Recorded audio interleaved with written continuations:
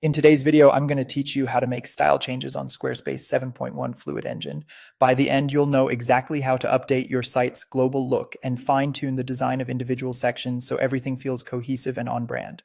Start by logging into your Squarespace account. From your dashboard, open the Pages panel and click into any page you'd like to use as your working canvas.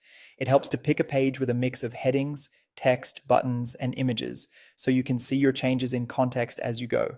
In the page editor, look to the top right corner and click the paintbrush icon. This opens the Site Styles panel, your command center for global design. Global styles affect your entire site at once, so changes here will carry across pages. Explore fonts to set a consistent typographic system for headings and body text. Then refine colors. Choose a palette that balances backgrounds, text, links, and accents for clear contrast and accessibility. While you're here, adjust buttons to match your brand's personality. Think about size, shape, and fill versus outline, so call to action elements stand out without overwhelming the page.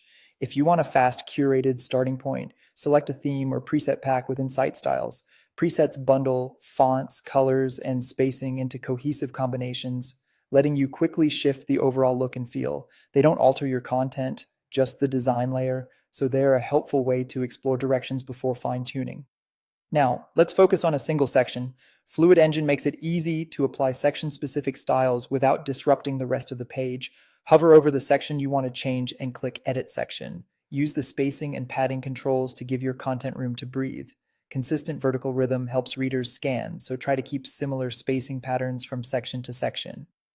Next, open the Background tab. Choose a solid color for simplicity or add an image or video for a more immersive effect. If you use media, consider focal point and overlay strength to keep text readable. Opt for well-compressed images and short, subtle loops for video so the page still loads quickly. Move to the Colors tab to apply a different color theme to just this section.